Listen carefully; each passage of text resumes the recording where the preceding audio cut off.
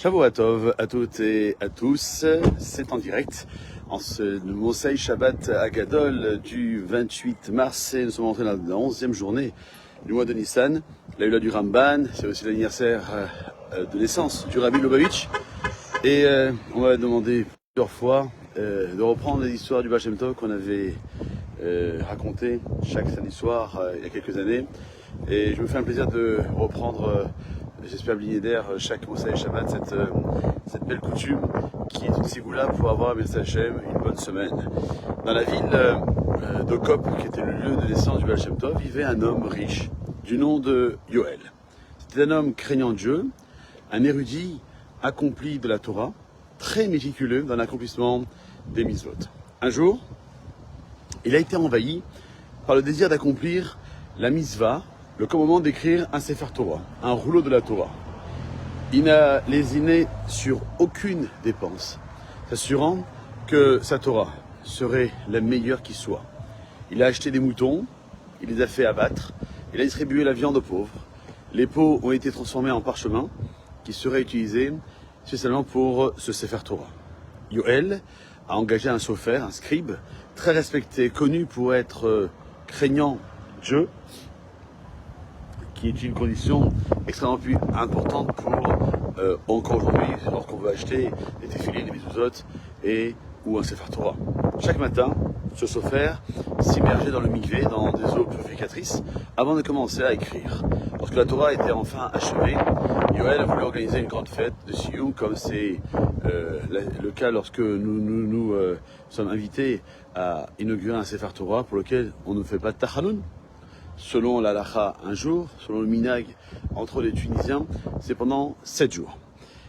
Avec ce repas magnifique, il a invité tous les dirigeants d'Okop, les rabbins, les dirigeants communautaires, les shochatim, ceux qui égorgent les animaux, les chazanim, les riches mécènes de la communauté. Yoel était bien conscient de ses propres accomplissements en tant qu'érudit. Ainsi, avant l'événement, il s'est mis à préparer un discours qu'il devait prononcer devant tous ses honorables invités. Il y avait le porteur d'eau.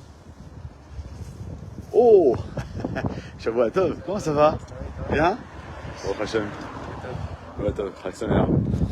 Le porteur d'eau de la ville n'était pas invité.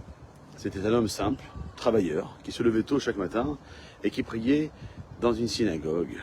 Avec ses camarades, il a récité chaque matin le livre entier des Tehillim avant de passer la journée à essayer de gagner sa vie.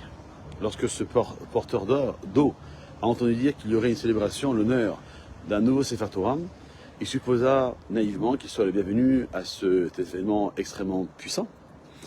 Une chanson dans le cœur, il remit son vieux manteau de Shabbat, se fait beau, et est arrivé à la maison de Yoel. N'étant pas habitué aux subtilités de l'hospitalité gastronomique, il a pris une place destinée à l'un des invités les plus importants. Lorsque Yoel a vu ce porteur d'eau assis à une place destinée à un grand érudit en Torah, il s'approchait de lui d'un air furieux. Et il lui a dit, parce que tu récites beaucoup de Tehillim, tu te considères comme un individu extrêmement important. Alors le bonhomme, il a compris l'allusion, il s'est levé, il a quitté la maison. Le repas, les festivités se sont poursuivies comme prévu. Argenterie et verre en cristal, bougies dans des candélabres élaborés, challah tressé, vin épicé et autres délices, un orchestre jouait des airs joyeux, l'assemblée chantait, dansait, en cercle en l'honneur du Sefer Torah. Lorsque les danseurs sont assis épuisés, Yoel s'est levé pour prononcer son discours. C'était un chef-d'œuvre qui démontrait sa compétence, la profondeur de sa compréhension de la Torah avec des idées novatrices qui ont enchanté les auditeurs. Cette nuit-là, Yoel s'est couché avec un cœur heureux. Dieu merci, il n'y a pas eu de problème dans la présentation de mon discours. Il a roulé sur ma langue sans problème. Les érudits de la ville n'ont pas caché leur étonnement face à mes idées novatrices sur la mise à d'écrire un Sefer Torah. Encore sous le coup de l'émotion de cette merveilleuse journée, Yoel a fermé les yeux et s'est endormi. L'ange, chargé des rêves, a rendu visite au lit de Yoel. Et Yoel a rêvé qu'un vent formidable l'emportait vers un endroit lointain. En regardant autour de lui, il s'est retrouvé au milieu d'un désert aride. Au loin, il a aperçu une cabane bien éclairée. En entrant, il a vu une table coupée par des personnes aux longues barbes, portant des robes de juge.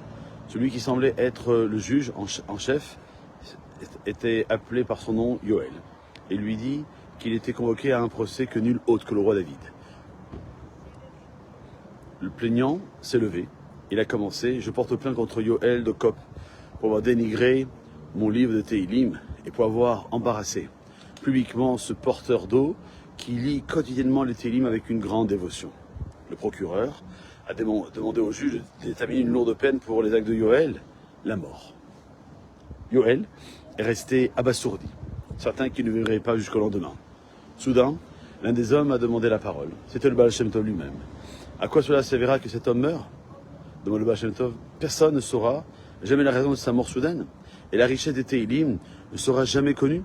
Qu'il vive, qu'il soit chargé de la mission de rectifier sa faute et que tout le monde sache à quel point les paroles du roi David sont sacrées, précieuses. Yoël a senti alors un vent le ramener directement dans son lit confortable. Lorsqu'il s'est réveillé, il était saisi de peur et il était trempé de sueur froide. Le lendemain, à l'heure de la tefila de Harvit, Yoël est entré dans la petite synagogue où priait ce porteur d'eau. Là, il s'est présenté devant tous les gens qu'il avait autrefois méprisés. Il a demandé le pardon de ce porteur d'eau. Il a raconté ensuite toute l'histoire de ce qui s'était passé, y compris son rêve, sans épargner aucun détail. Et à partir de ce jour, un changement majeur s'est opéré chez Yoël. Il cessa de se vanter de ses talents d'érudit et il a rejoint les humbles lecteurs de Téhilim. Chaque matin, il se rendait dans cette synagogue, s'asseyait entre les simples travailleurs et il lisait les Téhilim avec enthousiasme et chaleur. Ne jamais mépriser aucun livre de la Torah. Voilà l'enseignement que je voulais nous donner, car les Téhilim, on en aura besoin à toutes circonstances. Non seulement parce que nous sommes dans une situation de guerre en Israël, mais parce que, merci Hachem, mercredi soir en Israël, et en dehors d'Israël, mercredi soir, jeudi soir, ça sera la seule occasion dans toute l'année, dans le calendrier juif, que dans la tefila de Harvit, nous réciterons le Hallel complet. Le Hallel est composé de quelques Téhilim qu'il serait bon de les lire, voire de les chanter, de les comprendre. Passez une bonne soirée. Shavua Tov, Mazal Tov, Elohim Zachor.